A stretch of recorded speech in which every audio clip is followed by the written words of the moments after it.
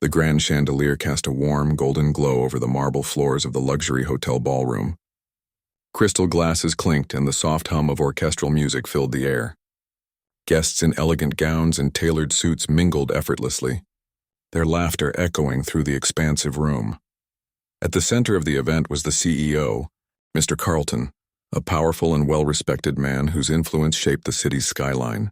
But his daughter Lila sat quietly off to the side, her wheelchair parked near a towering floral arrangement. Her chestnut hair framed a face that often wore a gentle smile, but tonight that smile was faint and hesitant. Around her, the adults talked business deals, exchanged polite nods, and whispered about quarterly earnings, but no one stopped to truly see her. Some glanced over with a quick, awkward smile before turning back to their conversations. Others seemed uncomfortable, unsure how to approach the CEO's daughter, who had been paralyzed in a car accident 2 years ago. Lila watched the glittering crowd, feeling like a shadow in the room. Despite being surrounded by so many people, she felt more alone than ever. Her father's booming voice occasionally reached her ears, full of pride as he greeted guests, but it was clear she was an afterthought in the grand spectacle of his success. She tried to focus on the soft music, the delicate taste of her untouched champagne, and the hope that maybe, just maybe, someone would notice her, not as the CEO's paralyzed daughter, but as simply Lila. Through the crowd, a man named Ethan entered the ballroom, balancing a toddler on his hip and carrying a small bag in one hand. A single dad, Ethan wasn't here for business or social climbing. He was attending to support a friend in the company. But his keen eyes immediately caught sight of Lila. She sat alone, a quiet island amid the bustling sea of guests. Ethan noticed the way people avoided her gaze, how her smile seemed forced and how her hands rested gently on the wheels of her chair. There was a kindness in her eyes, a resilience that quietly pulled at his heart. With a gentle breath, Ethan approached her, carefully setting his toddler down beside a nearby couch. He knelt to be at eye level, offering a warm smile. "Hi, I'm Ethan," he said softly. "Mind if I sit with you for a bit?" Lila looked up, startled at first. No one had spoken to her like that all evening. The genuine kindness in his voice felt like a lifeline. She hesitated a moment, then nodded. "Sure, I'd like that."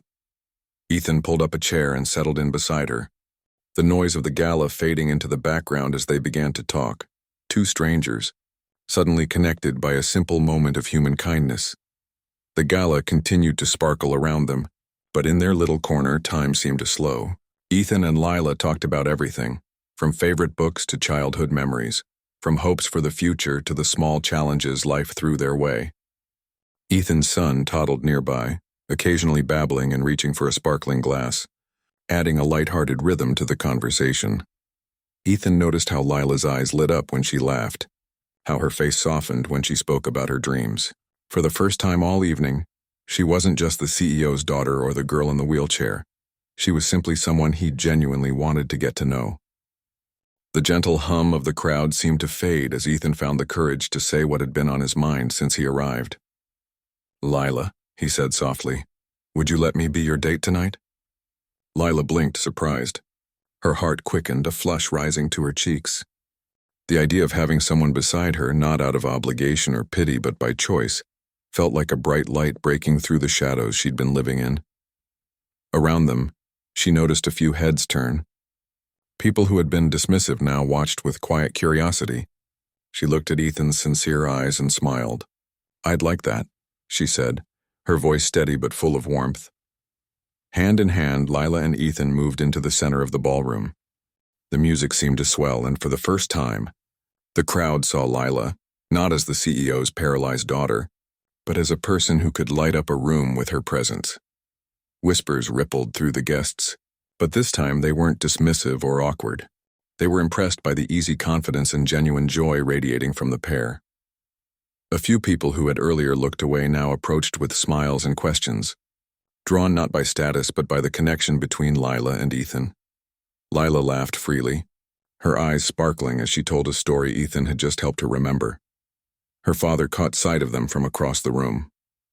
For the first time that night, his daughter was the center of attention, not as a symbol of his success, but as a young woman full of life and happiness. He smiled, proud and a little humbled. As the evening wound down, Ethan tucked Lila's wheelchair close to a window where city lights shimmered, and he whispered, "Thank you for letting me be your date." Lila looked up at him, her heart full. "Thank you for seeing me." And in that moment, the world outside didn't matter. They were both exactly where they were meant to be, together and truly seen.